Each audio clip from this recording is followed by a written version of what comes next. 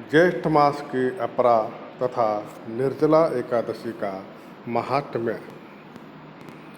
युधिष्ठिर ने पूछा, जनार्दन, ज्येष्ठ के कृष्ण पक्ष में किस नाम की एकादशी होती है? मैं उसका महात्म्य सुनना चाहता हूँ, उसे बताने की कृपा कीजिए। तो भगवान श्री कृष्ण बोले कि राजन, तुमने संपूर्ण लोगों के हित के लिए बहुत उत्तम बात पूछी है। राजेंद्र, इस एकादशी का नाम अपरा है। यह बहुत पुण्य प्रदान करने वाली और बड़े बड़े पातकों का नाश करने वाली है।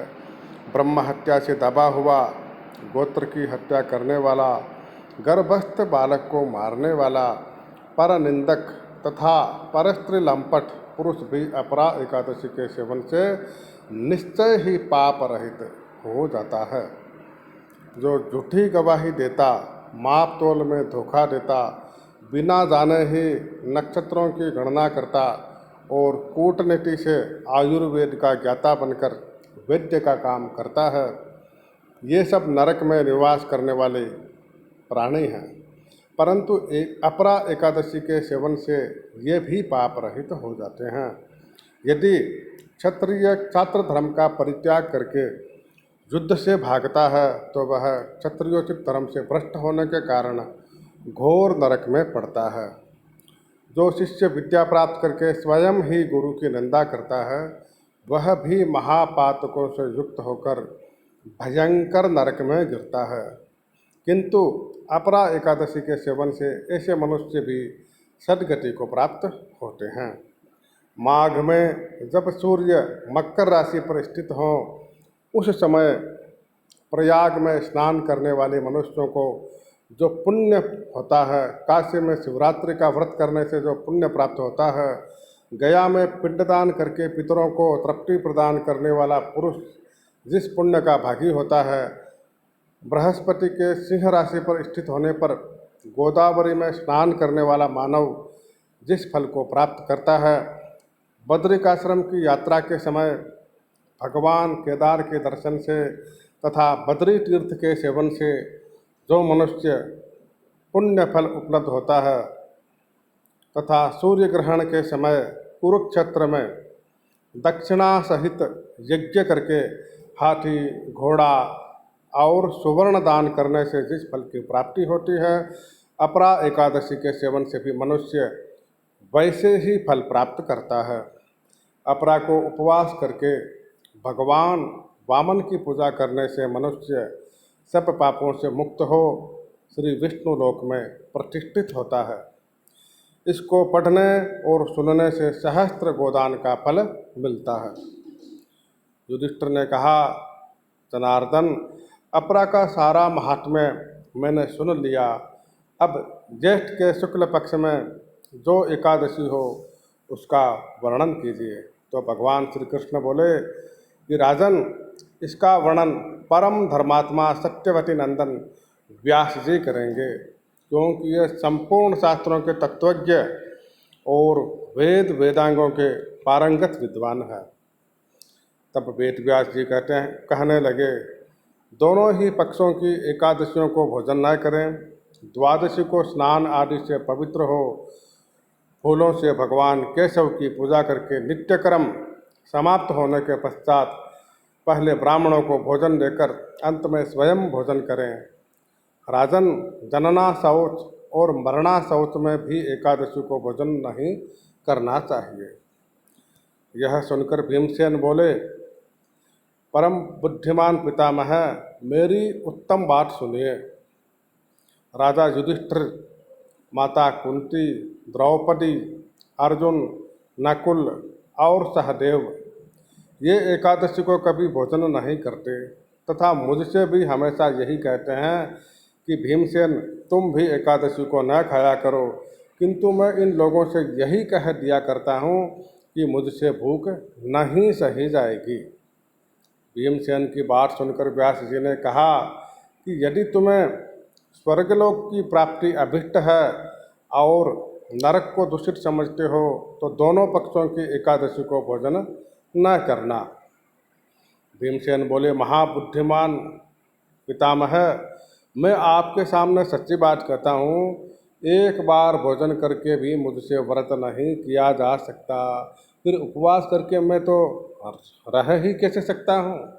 मेरे उदर में वृक्ष नामक अग्नि सदा प्रज्वलित रहती है, अतः जब मैं बहुत अधिक खाता हूँ तभी यह शांत होती है। इसीलिए महामुने, मैं वर्ष भर में केवल एक ही उपवास कर सकता हूँ, जिससे स्वर्ग की प्राप्ति सुलभ हो तथा जिसके करने से मैं कल्याण का भागी हो सकूँ। ऐसा कोई एक व्रत निश्चय करके बतलाइए, मैं उसका यथोचित रूप से पालन करूँगा।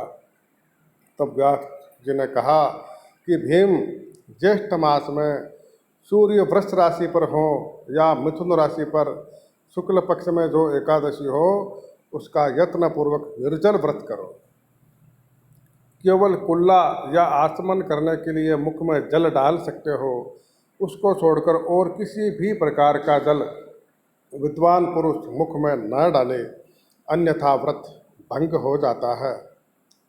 एकादशी को सूर्योदय से लेकर दूसरे दिन के सूर्योदय तक मनुष्य जल का त्याग करे तो यह व्रत पूर्ण होता है।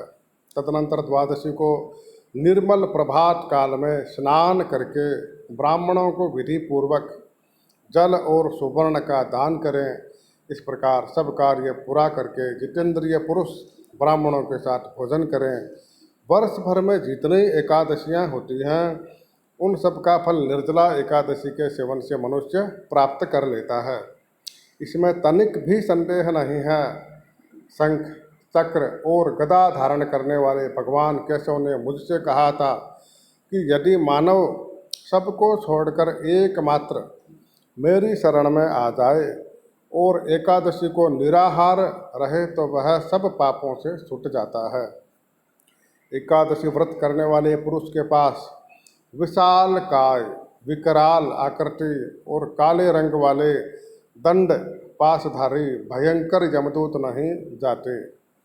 अंतकाल में पीताम्बरधारी सौम्य स्वभाव वाले, हाथ में सुदर्शन धारण करने वाले और मन के समान वेगशाली विष्णुदूत आकर इस वैष्णव पुरुष को भगवान विष्णु के धाम में ले जाते हैं।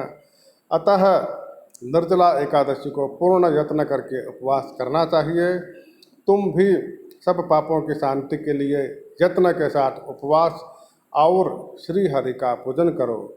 स्त्री हो या पुरुष, यदि उसने मेरु पर्वत के बराबर भी महान पाप किया हो तो वह सब एकादशी के प्रभाव से भस्म हो जाता है।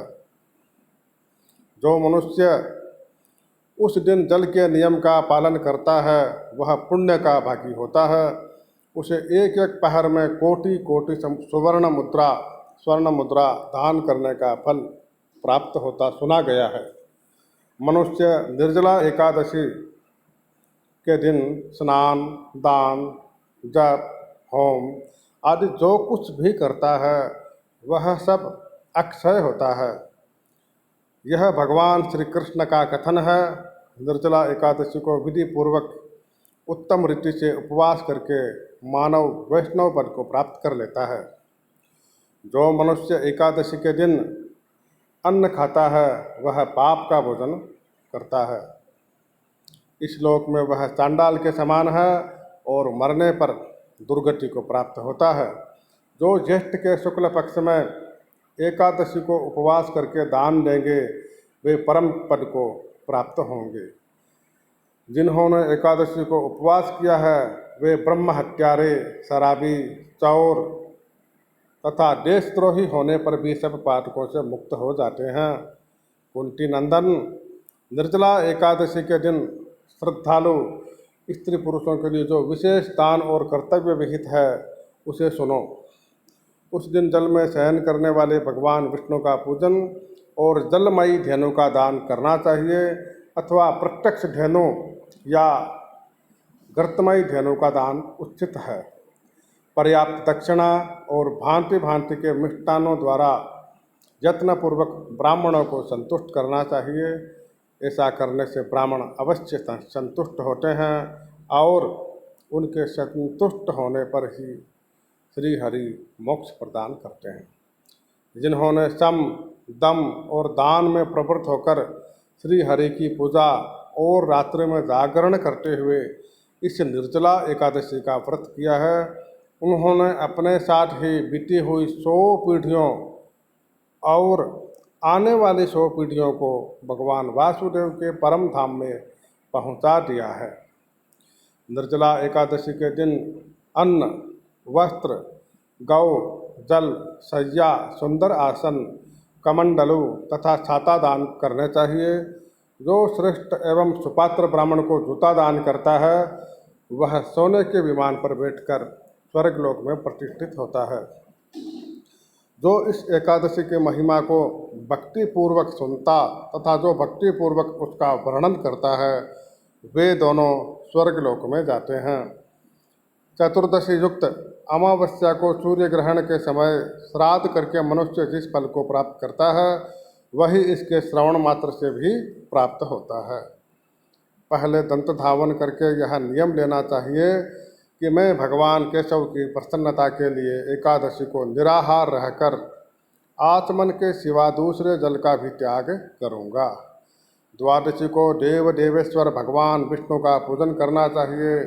गंध, धूप, पुष्प और सुंदर वस्त्र से विधि पूर्वक पूजन करके जल का घड़ा संकल्प करते हुए निम्नांकित मंत्र का उच्चारण करें। ये मंत्र है: देव देव ऋषिकेश संसारार्णवतारक उदकुंभ प्रदानेन नयमाम परमाम गतिम। इसका अर्थ है कि संसार सागर से तारने वाले देव देव ऋषिकेश, इस जल के घड़े का दान करने से आप मुझे परम गति की प्राप्ति कराइए। भीमसेन ज्येष्ठ मास में शुक्ल पक्ष की जो शुभ एकादशी होती है उसका निर्जल व्रत करना चाहिए तथा उस दिन श्रेष्ठ ब्राह्मणों को शक्कर के साथ जल के घड़े का दान करना चाहिए। ऐसा करने से मनुष्य भगवान विष्णु के समीप पहुंचकर आनंद का अनुभव करता है। तत्पश्चात द्वादशी को ब्राह्मण भोजन कराने के बाद स्वयं भोजन करे। जो इस प्रकार पूर्ण रूप से पापनाशिनी एकादशी का व्रत करता है वह सब पापों से मुक्त हो अनामय पद को प्राप्त होता है। यह सुनकर भीमसेन ने भी इस शुभ एकादशी का व्रत आरंभ कर दिया। तब से यह लोक में पांडव द्वादशी के नाम से विख्यात हुई। ओम तत्सत।